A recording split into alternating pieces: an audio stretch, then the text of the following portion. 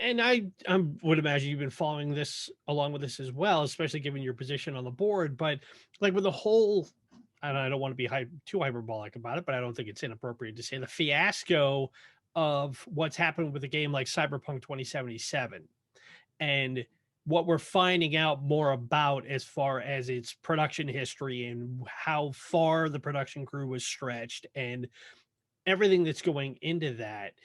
Do you think we're at a tipping point now in the industry where, like you said, more people are becoming aware of how the technological sausage gets made as far as these huge video game projects, that the industry has to respond by being better?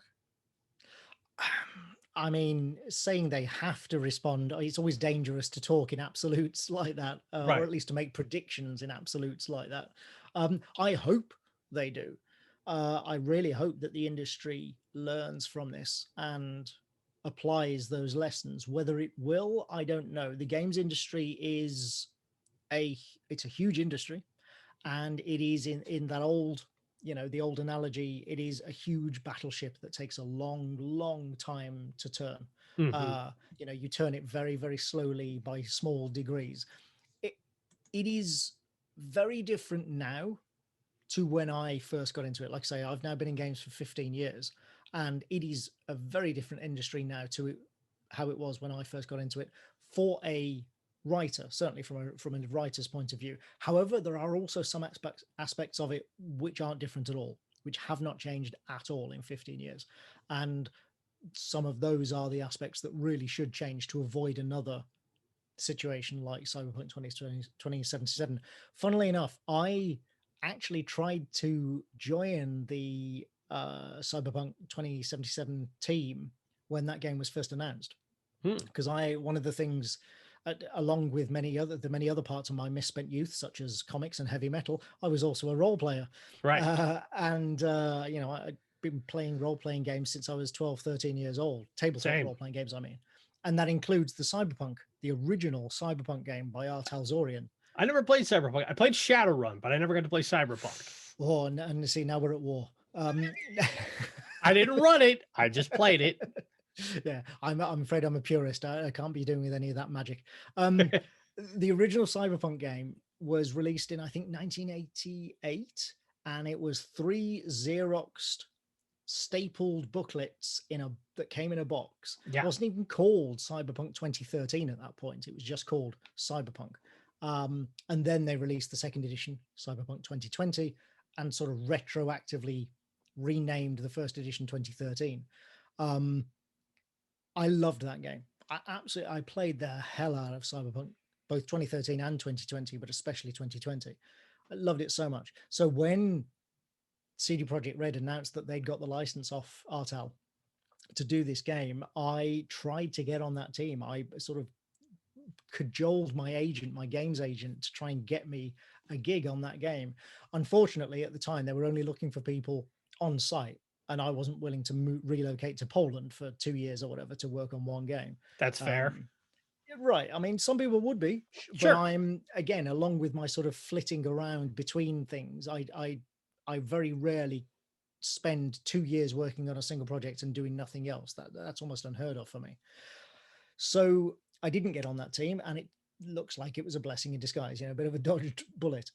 That said, it's really hard for me as somebody in the industry, and I think most people in the industry, to really throw anybody under the bus Hmm. on that game, because if you haven't worked in the games industry, you just won't quite understand the pressures at all levels that everybody is under, because there is so much money at stake. Right. Uh, and these games take so long to make. Like movies take a long time to make, from the time that somebody writes a screenplay or a producer has an idea or whatever to the time it reaches cinemas takes a long time. Right. But most of that time is before the cameras start rolling. Right. It's before everybody is actually getting paid. It's all pre-production and deal making and negotiation and all that sort of stuff, which isn't really, yeah, it costs a bit of money for the producers and stuff, but it's not really, nobody's talking about, hundreds of millions of dollars at that point. when you aren't talking about hundreds of millions of dollars is once everybody starts getting paid, when the cameras are rolling and you're filming, and then you're in production and post-production and then distribution to cinemas. Haha, remember those? And, you know, streaming services might be, and that's actually quite short. Right. That's shorter than almost all video games. Oh, even an indie game like, say, Gone Home. There's an indie game that just about everybody has either played or certainly heard of. You know, even that was, I think, 2 years in development. I know one of the co-founders of Fulbright, and that game took, I think, at least 2 years, maybe 3, to develop. You know, and Right. And that's CyberPunk took 8. exactly. That's my point. It is, you know, for the bigger the game, the longer the development process. I've been involved in games that have taken 4-5 years to come to fruition. And so that's why I'm trying to make why I'm making this comparison, because people say, oh, but you know, movies cost $200 million. Well, yes, they do, but all that money is spent in the space of like 18 months, at the point at which everybody is committed to a release date and everybody knows pretty much how long those steps will take. That's not the case when you're making games. That's really not. And so you end up spending tens of millions of pounds, euros, dollars, whatever, sometimes over 100 million, to make something that actually nobody knows how to make most of the time. Most games, most big games, involve creating new technologies. And so nobody's quite sure how it's going to work or whether it's going to work. Unlike a movie where, apart from the special effects department, pretty much everybody knows how to do their job and, you know, what's technologically possible. So, like I say, it's, you can call the Cyberpunk situation a failure of management, and that's not unfair. You know, ultimately the buck stops at the top, and you know, you've got to say, well, if somebody's got to take responsibility, it has to be a management failure. But Right. even those guys are under massive pressure because of the money, because they're getting their money from investors, and you know, the banks are on their back, and then the distributors are on their back to actually get them the game, and then the platform holders, Sony and Microsoft, are also on their back because they've committed resources to this as well.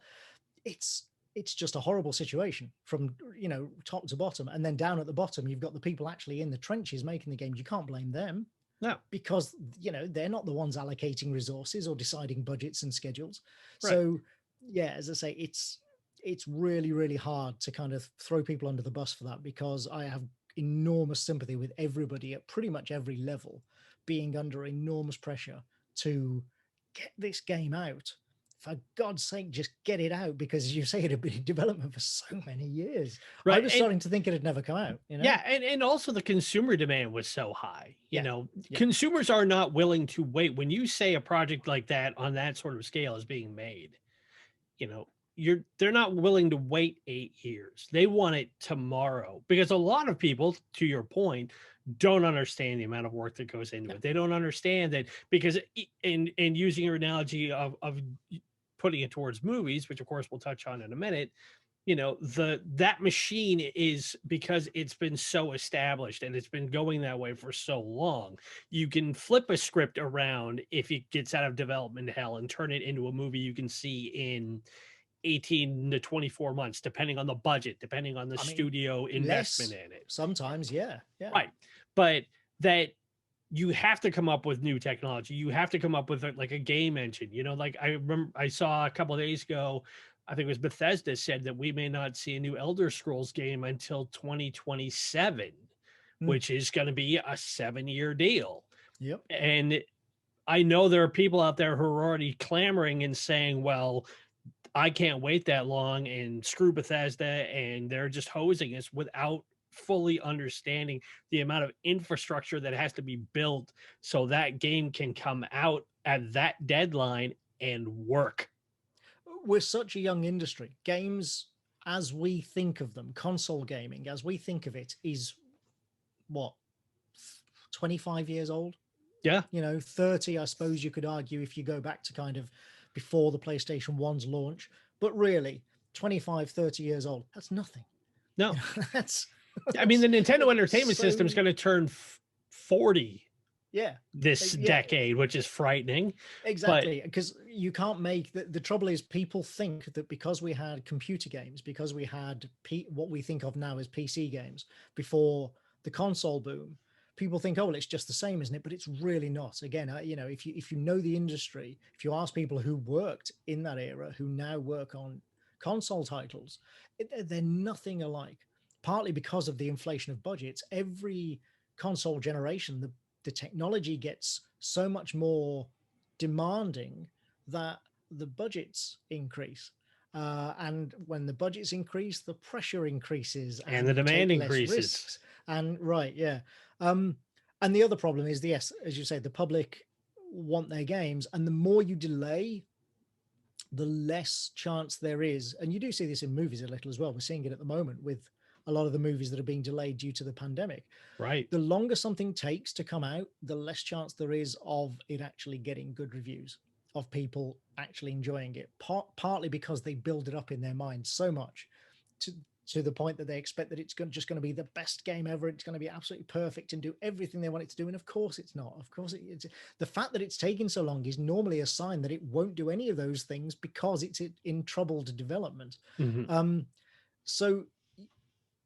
And this is where you can really put, a fair portion of the blame on management, because the problem is that they, and again, they do this partly because of investors, but they come out and they say, we're making a game and here's a lovely cutscene to show you what it's going to be like. And they'll show you a pre-rendered animated cutscene that has nothing to do with the game, that has no relationship with the technology involved in the game, that is made before the game design is even finalized.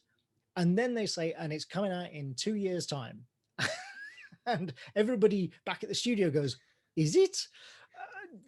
And it's impossible. They set impossible expectations that the game can never possibly live up to. Hey guys, Devin here. Thanks for watching. Be sure to leave a like, subscribe to the channel if you're new, and check out the links below for more great original content. Talk to you soon. Bye.